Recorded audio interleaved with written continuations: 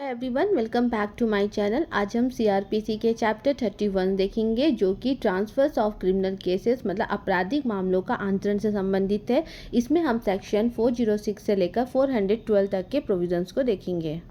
First section के अंतर्गत section 406 मामलों और अपीलों को आंतरित करने की उच्चतम न्यायालय की शक्ति। इसके सबसेक्शन 1 के अंतर्गत जब कभी भी सुप्रीम कोर्ट को यह प्रतीत कराया जाता है कि जस्टिस के उद्देश्य ऑब्जेक्टिव्स के लिए यह एक्सपीडिएंट है कि इस सेक्शन के अधीन ऑर्डर किए जाए, तब वह डायरेक्ट दे सकता है कि कोई भी पर्टिकुलर केस या अपील एक high court to other high court या फिर एक हाई कोर्ट के सबऑर्डिनेट क्रिमिनल कोर्ट से अदर हाई कोर्ट के सबऑर्डिनेट क्रिमिनल कोर्ट या फिर इक्वल या फिर सुपेरियर वाले किसी भी अदर क्रिमिनल कोर्ट को ट्रांसफ़र कर दी जाए।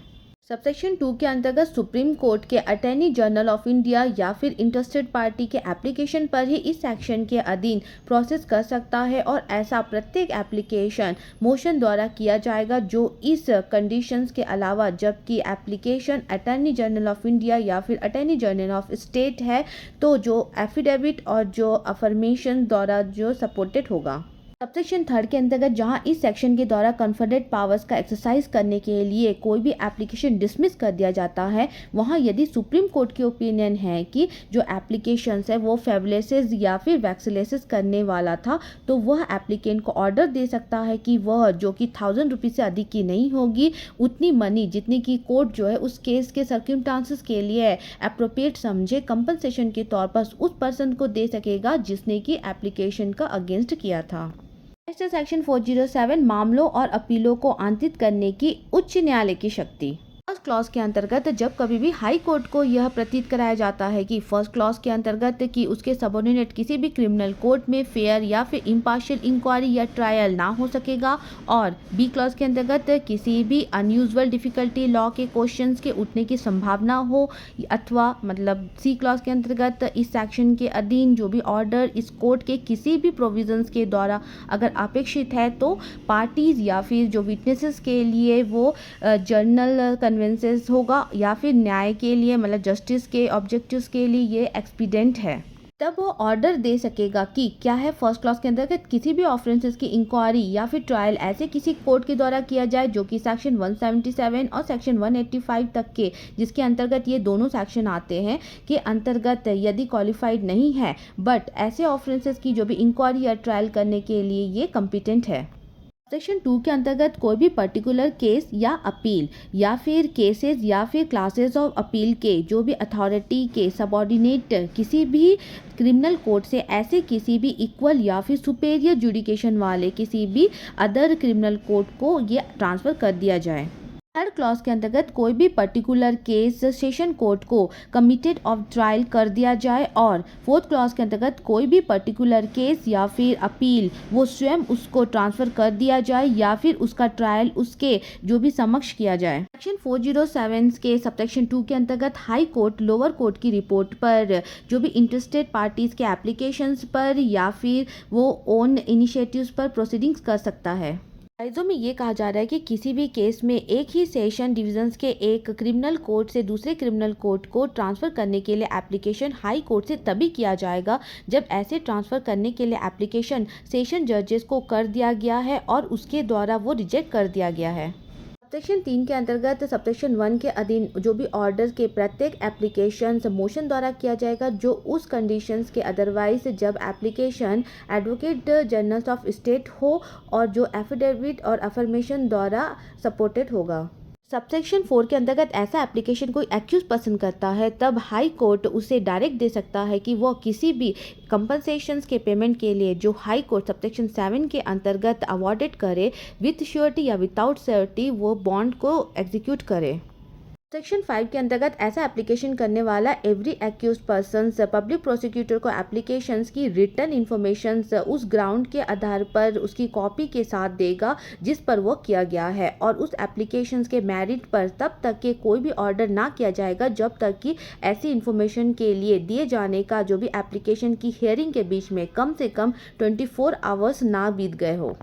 सबसेक्शन 6 के अंतर्गत जहां एप्लीकेशन किसी भी सबऑर्डिनेट कोर्ट से कोई भी केस या फिर अपील ट्रांसफ़र करने के लिए, वहां यदि हाई कोर्ट का सेटिस्फैक्शन हो जाता है कि ऐसा करना जस्टिस के लिए नेसेसरी है, तो वह ऑर्डर दे सकता है कि जब तक कि एप्लीकेशन का डिस्पोज ना हो जाए तब तक के लिए जो भी सबऑर्डिनेट कोर्ट की प्रोसीडिंग होगी वो ऐसे में इस टर्म पर और इसे फिक्स्ड करना जो कि हाई कोर्ट ठीक समझे वो स्टे कर दी जाएगी। प्रोवाइजो में कहा गया है कि ऐसा स्टे सेक्शन 309 के अंतर्गत रिमांड की जो भी सबऑर्डिनेट कोर्ट के पावर्स पर इफेक्ट ना डालेगी। सेक्शन 7 के अंतर्गत जहां सबसेक्शन 1 के अधीन यदि कोई भी ऑर्डर देने के लिए अगर एप्लीकेशन को डिस्पोज कर दिया जाता है, वहां यदि हाई कोर्ट का ये ओपिनियन है कि जो भी एप्लीकेशंस है वो फेवलेसेस या फिर वैक्सेसेस के करने वाला था, तो वह जो एप्लीकेंट को ये ऑर्डर दे सकता है कि वह 1,000 रुपये से जो कि अधिक का नहीं होगा, उतनी जो मनी होगी जितनी की कोर्ट सही समझता है उस सर्कमस्टांसेस में, तो वह उस कंपनसेशन के तौर पर उस व्यक्ति को देने के लिए कहेगा जिसने कि एप्लीकेशंस का अगेंस्ट किया था।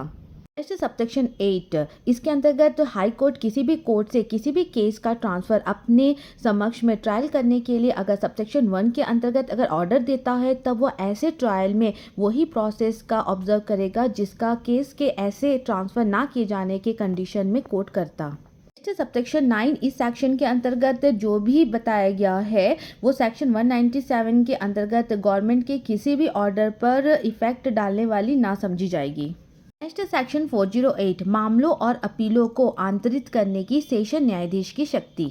इसके सबसेक्शन 1 के अंतर्गत जब कभी भी सेशन जजेस को यह प्रतीत कराया जाता है कि जस्टिस के ऑब्जेक्टिव के लिए यह एक्सपीडिएंट है कि इस प्रोविजंस के अंतर्गत ऑर्डर दिया जाए, तब वो ऑर्डर दे सकता है कि कोई भी पर्टिकुलर केस उसके सेशन डिवीजन में से एक क्रिमिनल कोर्ट से दूसरे क्रिमिनल कोर्ट को ट्रांसफ़र कर दिया जाए। सबसेक्शन 2 के अंतर्गत सेशन जजेस लोअर कोर्ट की रिपोर्ट पर किसी भी इंटरेस्टेड पार्टी के एप्लीकेशंस पर वो इनिशिएटिव पर प्रोसीडिंग कर सकता है। नेक्स्ट है इस सेक्शन का सबसेक्शन 3, इसमें सेक्शन 407 के प्रोविजंस 4, 5, 6, 7 और 9 के प्रोविजंस इस सेक्शन के प्रोविजंस के 1 के अंतर्गत जो ऑर्डर्स के लिए जो भी सेशन जजेस के एप्लीकेशन के संबंध में वैसे ही लागू होंगे जैसे कि वे सेक्शन 407 के प्रोविजन 1 के जो अंतर्गत जो भी ऑर्डर के लिए जो भी हाई कोर्ट को एप्लीकेशन के संबंध में लागू होते हैं। इसके सिवाय उस सेक्शन के